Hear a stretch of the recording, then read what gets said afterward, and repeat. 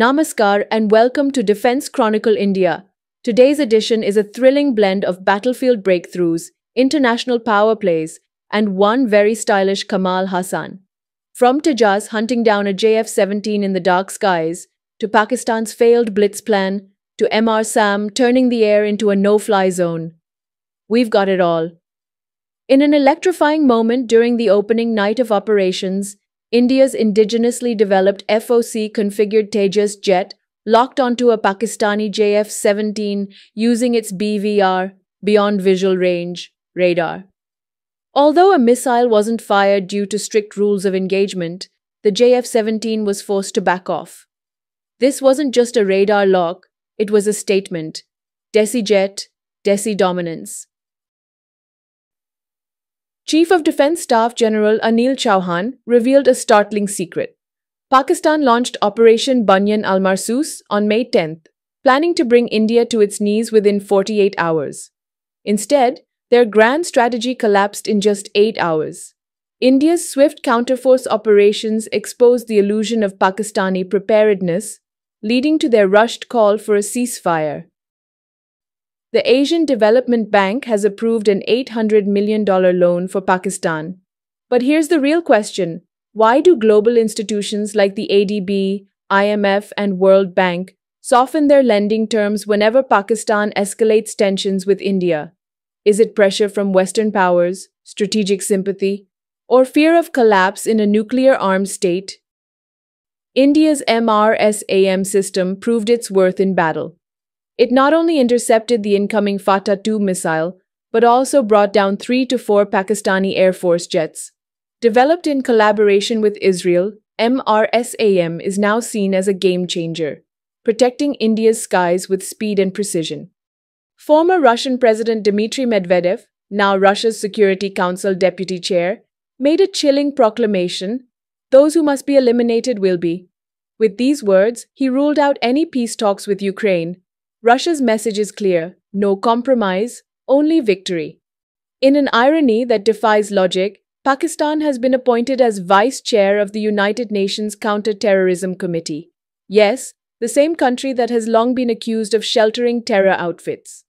Global commentators are calling this the ultimate joke, putting the fox in charge of the henhouse. Tehreek-e-Taliban Pakistan carried out a drone strike on a Pakistani military convoy. Video footage shows a drone dropping explosives, followed by a massive explosion. With smoke seen billowing across the region, the attack marks an alarming evolution in Pakistan's internal insurgencies. Drone warfare is now a TTP weapon of choice. Lockheed Martin has begun upgrading the F-35 to what they call the 5th Generation Plus standard. This includes 6th Gen capabilities like pilot optional tech, enhanced AI integration, and next-level stealth, all at half the cost. India, a key US partner, could soon receive the F-35 and F-21 as part of expanded defense collaboration. After repeated failures of the Fateh-2, Fateh-2, and CM-400 AKG against India's layered missile defense, Pakistan is now reportedly turning to China's hypersonic technology.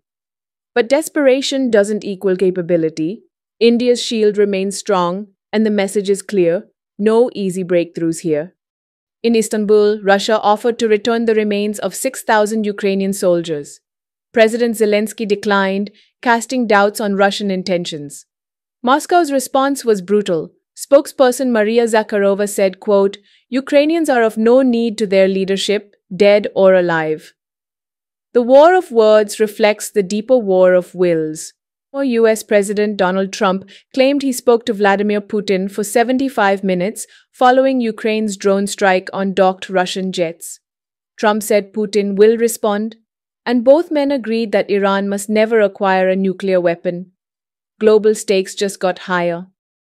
India's President, Srimati Draupadi Murmu, awarded the Uttam Yudh Seva Medal to Lieutenant General Rajiv Ghai, India's Director General of Military Operations. Recognized for exceptional leadership under fire, his strategic planning helped India stay steps ahead of adversaries.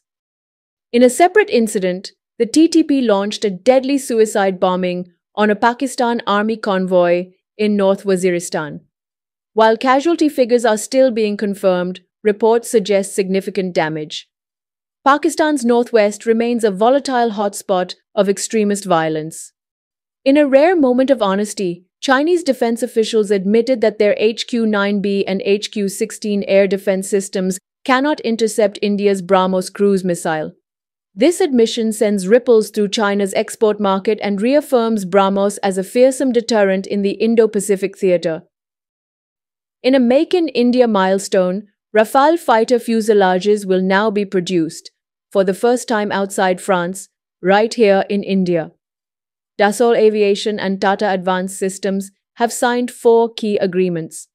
The Hyderabad facility is set to begin operations in fiscal year 2028, rolling out 2 fuselages per month. This is not just a manufacturing shift, it's a strategic leap for India's aerospace ecosystem. Kamal Haasan shines in Thug Life in entertainment. Kamal Haasan returns in Mani Ratnam's action-packed Thug Life.